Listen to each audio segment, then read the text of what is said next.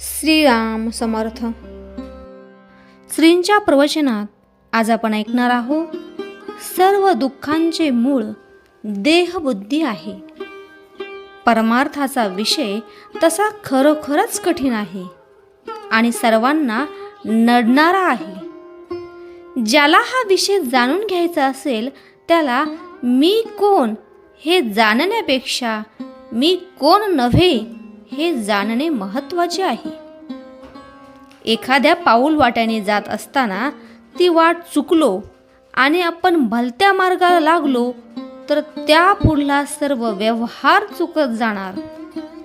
एखादे गणित सोडविताना एखाद्या आकड्याची चूक झाली की त्या पुढले सर्व गणित चुकत जाते.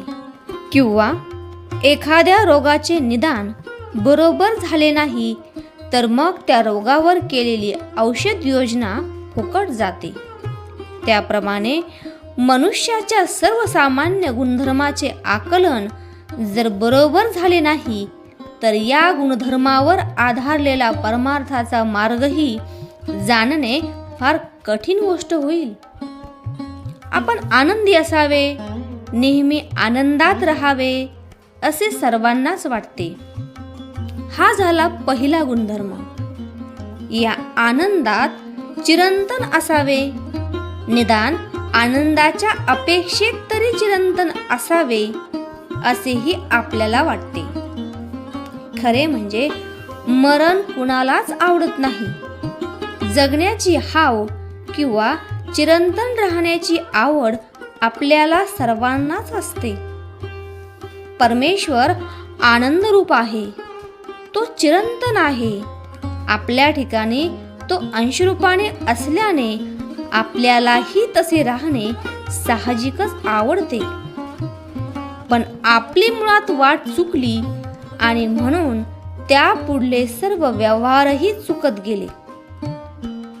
एखाद्याच्या परसातले झाड पडल्यावर तो माझे झाड पडले असे म्हणतो, परंतु त्याचा देह पडल्यावर त्याचे शरीर पडले असे आपण नाही म्हणत. तो मेला असे म्हणतो. म्हणजेच मुळात चूक ही आपण स्वतःला देह समजून राहतो. देह माझा समजून त्याच्यावर प्रेम करतो, ही पहिली चूक. नंतर या देहाचे गुणधर्म म्हणजे विकार आपल्याला चिकटल्यावर त्यांची जोपासना करतो, ही दुसरी चूक.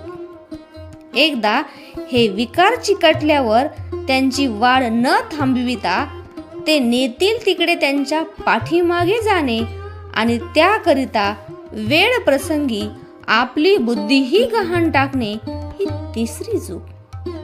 अशा रीतीने चुकांनी चुका वाढत जाऊन आयुष्याचे गणित मग साफ चुकते. एखादे झाड तोडायचे असेल तर प्रथम त्याच्या फांद्या तोडाव्या लागतात आणि नंतर बुंधा तोडतात. तसे नीती धर्माने वागणे म्हणजे देहाला लागलेल्या विकारांच्या फांद्या तोडण्याप्रमाणेच आहे. दुसरी योजना म्हणजे सगुण भक्तीची. सगुण भक्ती करताना माणूस क्षणभर का होईना स्वतःला विसरतो आणि मी तुझा आहे असे म्हणतो.